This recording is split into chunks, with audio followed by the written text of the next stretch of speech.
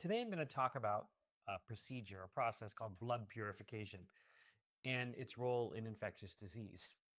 So, we talked about sepsis a lot, and I think it's important to remember that sepsis kills more people annually than cancer. It is the final common pathway for many infectious diseases to go down when you have severe or fatal disease.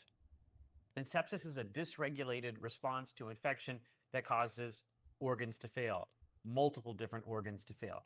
So it's a key thing to recognize it early and to put in place procedures to reverse it or stop it. And one of the things that happens with sepsis is you've got your body attacked by some type of microorganism that's now releasing all kinds of chemicals in that battle. And those are causing damage, both the bacteria, for example, if this is bacterial sepsis, the virus, if it's viral sepsis, and then your immune response to it. So the rationale is, can you suck out all those what we call bad humors, all those bad molecules? And that's become something that people have tried to do, and it's increasingly becoming successful or more successful or proof of concept. And it sort of got a little bit of spotlight during COVID. There was one that was given an emergency use authorization during COVID. The data is kind of equivocal, but now we're at a point where we're starting to see different types of technologies used.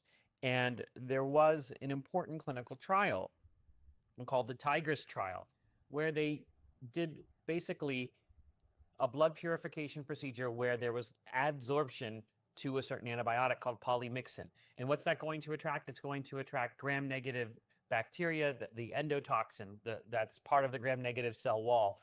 And it binds to that antibiotic and it gets sucked out of your body. This involves, putting special catheters in your body, sort of akin to what happens with dialysis. And they selected patients that had a lot of that endotoxin circulating. And what they did find was a good likelihood that this improves mortality. And I think it was kind of the first positive step. There's been things where they're using mixed cohorts of people with sepsis, and sepsis is really heterogeneous, so they weren't able to show a benefit. But now when you're looking at people with high endotoxin and you use this polymyxin absorption, it does seem to have a positive benefit. It was published in Lancet Respiratory Medicine. Some of the authors were people that I trained under at the University of Pittsburgh, but it's really exciting as an adjunct for how we deal with sepsis. So it's not just antibiotics and fluids and source control through surgery, but maybe possibly these types of devices will become part of precision guided therapy for sepsis.